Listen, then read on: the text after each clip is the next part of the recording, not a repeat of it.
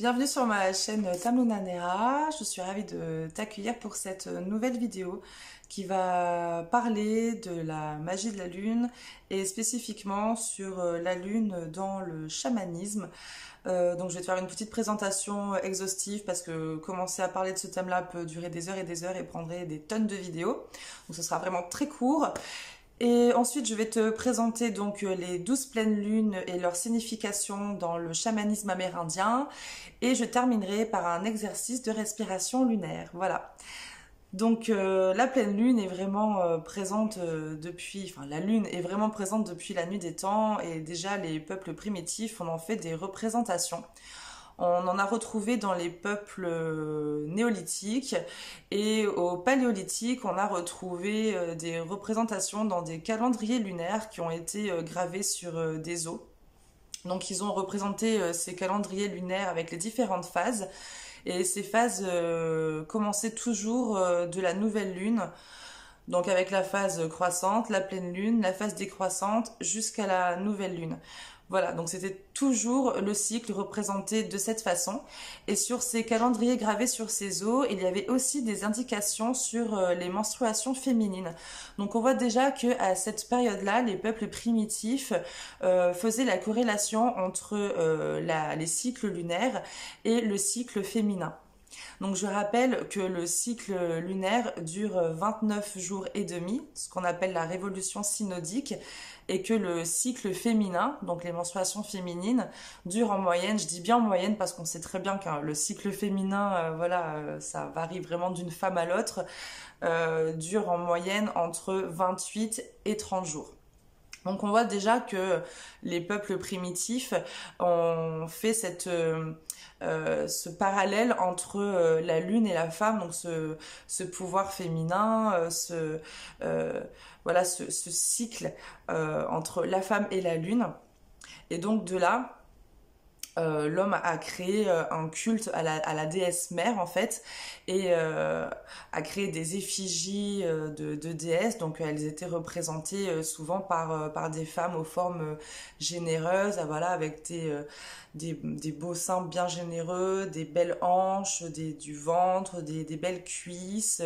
Elles étaient à la fois femmes serpents, femmes oiseaux, avec des représentations lunaires aussi dessus. On voyait des croissants de lune ou des pleines lunes, des ronds pleins dessus, des représentations de yoni aussi, donc qui représentent comment on appelle ça déjà, le sexe féminin en fait, le sexe féminin dessus. On retrouve plusieurs de ces déesses, parce que plusieurs représentations, donc plusieurs de ces déesses dans plusieurs pays et plusieurs même régions de France. J'en ai listé deux. Il y a la Vénus de l'Auxel en Dordogne par exemple, la Vénus de l'Espuche qui se trouve en Haute-Garonne. Voilà. Donc ça, c'est des recherches sympas à faire et puis on en connaît tous et toutes de ces représentations féminines. Donc ça prouve bien que depuis que l'homme est homme, la lune est attribuée à la femme, au mystérieux, à la naissance, à la renaissance, à la fertilité, à la naissance, etc. Donc le chaman utilise la position des étoiles et des phases de la lune et sa position pour utiliser cet axis mundi, donc c'est l'axe du monde en fait. Et on peut retrouver dans les représentations de l'arbre du monde, notamment dans les représentations qui viennent de Sibérie, on retrouve des croissants de lune. Et en fait, ça représente le dieu lune en chamanisme. Et on sait aussi que du coup l'arbre est une récurrence dans les cultes lunaires et c'est aussi une allégorie de la déesse. En chamanisme, la lune, c'est aussi par de sa rondeur une représentation, elle est présente aussi dans la roue médecine et excusez-moi, parce qu'elle est ronde comme la pleine lune. Et elle est divisée en plusieurs phases. Donc le nord pour la nouvelle lune, le sud pour la pleine lune, l'ouest pour le dernier quartier et l'est pour le premier. Alors là, vous entendez Salem. Si vous entendez du bruit, c'est normal, c'est mon chat qui met le bazar. Donc cette roue médecine représente aussi les 4 éléments, les 4 âges de la vie, les 4 saisons, la renaissance, et en fait c'est exactement tous les thèmes que l'on retrouve dans les cycles de la lune. Et aussi donc la lune fait penser au tambour, donc c'est l'instrument magique par excellence qui nous transporte, qui est l'instrument des voyages chamaniques, voilà, des voyages chamaniques et des rituels de guérison. Donc ce tambour est constitué de bois, donc qui est la représentation de l'arbre du monde. Il est constitué de peaux animales, donc ça peut être des peaux de cerf, des peaux de chèvre, des peaux de cheval, enfin voilà, des peaux d'animal. Ça peut être voilà, selon l'appétence de la personne qui va fabriquer la peau, l'appétence de la personne qui va recevoir le tambour. Généralement, la peau est blanche. Et donc ça rappelle encore la blancheur de l'astre, hein, de la lune. Et dans certaines sociétés, certaines communautés, et notamment Lapone, étaient dessinés des symboles lunaires sur ces tambours, ou carrément on dessinait la lune. Voilà, on représentait la lune sur le tambour chamanique. D'ailleurs, dans notre société actuelle, de plus en plus de femmes participent à des cercles de rituels de guérison au tambour chamanique parce que justement, on retravaille sur les cycles et elles font des rituels de guérison aux grandes phases lunaires, donc à la nouvelle et à la pleine lune, pour travailler sur des rituels de guérison au tambour.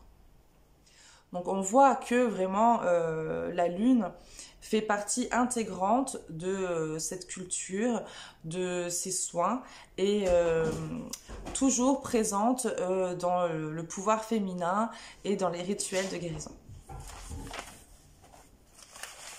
Maintenant, je vais m'attacher à te présenter les pleines lunes dans la tradition chamanique amérindienne. Donc les Amérindiens, en l'observant, ont réussi à déterminer ces différentes phases et ils ont donné à chaque pleine lune un nom avec une différente énergie en provenance de la nature, un état d'esprit et un rituel à observer en fait. Donc la première, c'est celle de janvier et ils l'appellent la lune des loups. Donc c'est l'hiver qui est installé avec le froid et à ce moment-là, donc les loups se rapprochaient des camps, donc ils pouvaient les observer, les entendre et donc c'est le moment et le temps choisi pour planifier les plantations, les projets à venir. Voilà, ils prenaient ce temps voilà dans le camp pour commencer à préparer les jours à venir, enfin les beaux jours à venir. Donc les rituels associés à cette pleine lune, c'est de travailler l'espoir, la force et l'abondance. En février, c'est la lune des neiges. Donc voilà, l'hiver est bien avancé, la neige est installée, il fait très froid,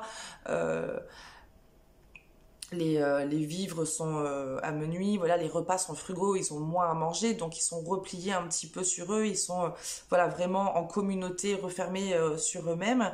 Donc c'est le temps choisi pour planifier les plantations à venir et savoir quels projets ils vont mettre au printemps.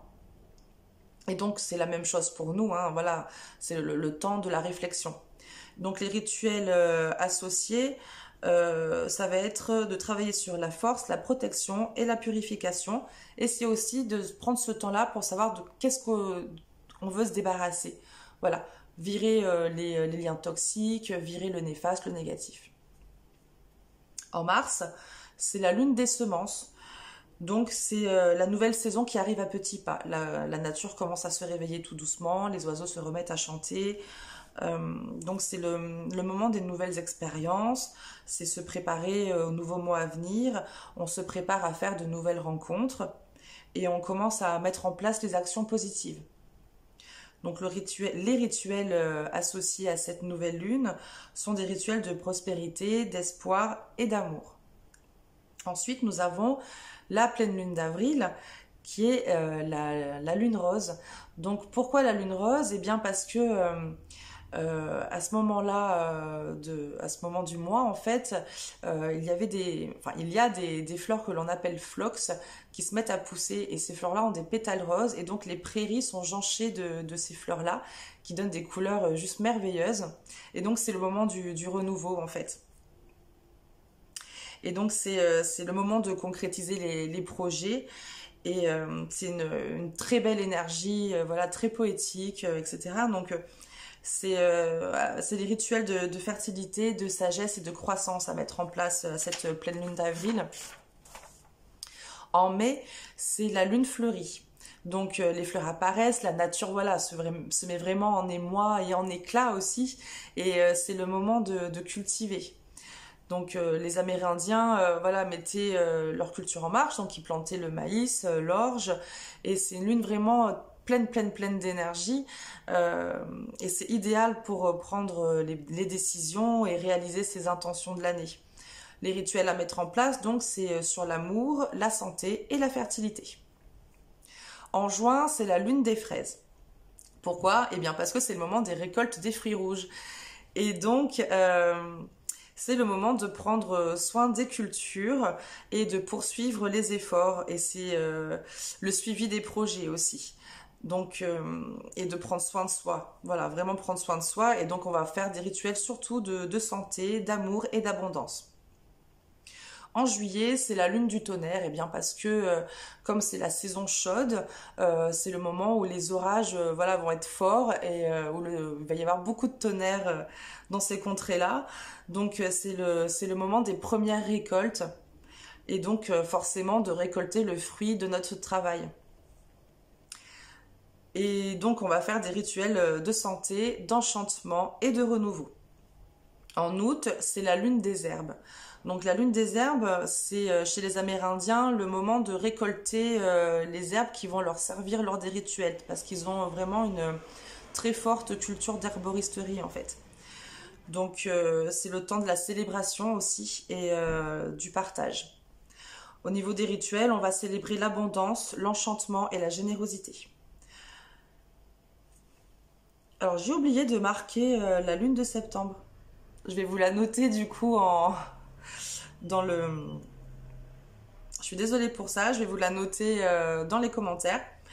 Donc c'est le moment des grandes récoltes, c'est l'heure des derniers efforts et de préparer l'arrivée du froid. Donc on repasse à l'action. Et en rituel, donc c'est prospérité, santé et protection. Je suis vraiment désolée pour ça. En octobre, donc c'est la lune des chasseurs. Donc c'est l'automne qui arrive, hein, voilà, donc les feuilles tombent, la nature commence à se replier un petit peu sur elle-même, elle se met tout doucement au repos. Donc les Amérindiens vont aussi commencer à faire leurs provisions, à se remettre à la chasse parce que les cerfs ont bien mangé, ils sont gras, et donc ils vont faire leurs provisions pour l'hiver. Et donc c'est la lune parfaite pour faire une introspection sur soi-même, voir ce qui s'est passé dans l'année, et voir voilà qu'est-ce qu'on apprend de cette année qui s'est passée. Et donc le rituel à faire, donc c'est sur la spiritualité, le bannissement des énergies négatives et l'épanouissement. En novembre, c'est la lune du castor, parce que chez les Amérindiens, donc le castor se prépare pour son repos hivernal aussi, donc il solidifie son petit barrage là, et les températures retombent aussi tout doucement. Et donc la nature se referme aussi sur elle-même. Donc voilà, il faut vraiment se préparer à l'hiver. Donc là, voilà, l'agitation extérieure laisse vraiment place à la chaleur du foyer. Tout le monde rentre chez soi, les Amérindiens rentrent dans leur camp, les animaux voilà, se mettent tout doucement en hibernation. Donc les rituels à mettre en place, ça va être des rituels de divination, de spiritisme et d'amour. C'est aussi pour ça que Samhain arrive et que voilà, on va rentrer en contact avec les spirites, les défunts, voilà. Et en décembre, c'est la lune des longues nuits. Donc voilà, l'hiver est là, les nuits s'allongent, le froid est intense. Et la lune reprend ses droits parce que les nuits sont longues et donc elle prend le pas sur le soleil puisque voilà, elle passe beaucoup plus de temps à éclairer les hommes et la nature forcément puisqu'elle est la seule lumière naturelle. Et donc c'est le moment de faire le point, de prendre du recul, et c'est aussi la meilleure période pour transmettre aux autres notre savoir. euh, et c'est aussi une très bonne énergie, l'énergie lunaire pour les enfants. Voilà, le moment de transmettre. Donc les rituels à faire pendant cette lune-là, ce sont des rituels de guérison, d'espoir et de renouveau. Alors du coup, j'ai retrouvé le nom de la lune de septembre. Voilà, c'est la lune des moissons. Désolée pour ce petit oubli. Donc je vais te donner un exercice de respiration qui est l'exercice de respiration lunaire. Donc c'est une technique de respiration carré élémentaire. Ça va t'aider à calmer profondément le corps et l'esprit et à ralentir l'activité mentale. Donc c'est une technique qui va t'aider à réduire tes vibrations, à diminuer le niveau d'énergie si tu prévois une séance de clairvoyance ou de médiumnité. Donc tu vas respirer et compter jusqu'à 6. En fait, tu vas visualiser les cycles de la lune.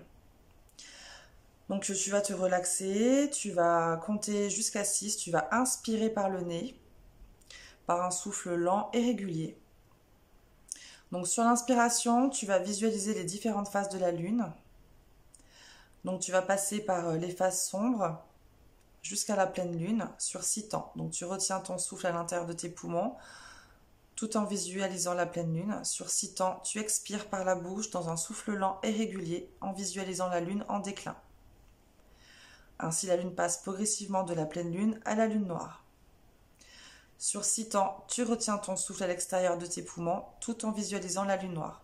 Tu répètes cet exercice 6 fois de suite. Et tu pourras ensuite procéder à ta clairvoyance, ta séance de médiumnité, ou à simplement faire ça lors de tes rituels de pleine lune ou de nouvelle lune. Voilà pour moi. Bah écoute, j'espère que cette vidéo t'aura plu. N'hésite pas à lâcher un petit pouce, à t'abonner ou à la partager. J'en profite pour te dire que tu peux me suivre également sur Instagram, sur mon compte Tamlunanera. J'ai d'autres comptes aussi, Moonchild Energy, où tu peux voir des posts qui sont plus axés Good Vibes, où je parle de taux vibratoires, de soins énergétiques. Je pratique également des soins énergétiques. Je fais du magnétisme, des soins du triangle d'or d'Isis, ce genre de choses. Donc je t'invite à me suivre aussi sur les réseaux sociaux. Et puis c'est tout, je vais m'arrêter là. Donc je te souhaite une très très belle journée. Je te dis à très bientôt et merci de m'avoir suivi. Je te fais plein de bisous.